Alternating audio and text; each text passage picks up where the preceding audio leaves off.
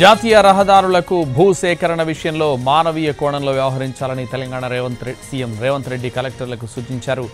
నిబంధనల ప్రకారం ఎంత ఎక్కువ పరిహారం వస్తుందో అంత రైతులకు దక్కేలా చూడాలన్నారు.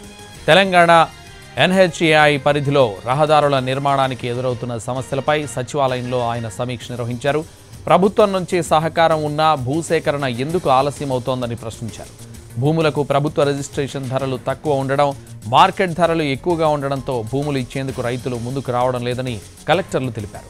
దీనికి స్పందించిన ముఖ్యమంత్రి తరతరాలుగా వస్తున్న భూములను రైతులు శాశ్వతంగా కోల్పోతున్నారనే విషయాన్ని గుర్తించాలన్నారు.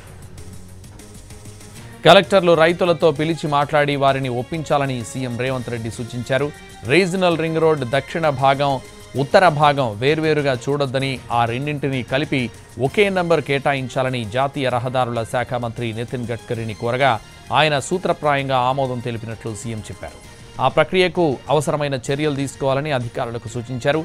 ఈ విషయంలో రాష్ట్ర ప్రభుత్వం, కేంద్ర ప్రభుత్వం, ఎన్హెచ్ఏఐ మధ్య త్రైపాక్షిక ఒప్పందం కుదుర్చుకోవాల్సి ఉంటుందని అధికారులు తెలిపారు.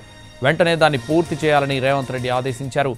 ట్రిపుల్ ఉత్తర భాగంలో భూసేకరణలో ఉన్న ఆటంకాలపై రేవంత్ రెడ్డి ప్రశ్నించారు. అలైన్మెంట్ విషయంలో పొరపడి కొందరు రైతులు కోర్టును ఆశ్రయించారని, దాంతో హైకోర్టు స్టే ఇచ్చిందని యాదాద్రి భువనగిరి కలెక్టర్ హనుమంత్ కె జండగే తెలిపారు.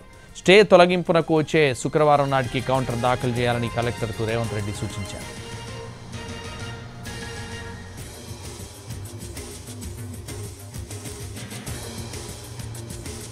నాగ్పూర్ విజయవాడ కారిడార్లో ఖమ్మం జిల్లాలో భూసేకరణ పరిస్థితి ఏమిటని ముఖ్యమంత్రి రేవంత్ రెడ్డి అధికారుల్ని ప్రశ్నించారు.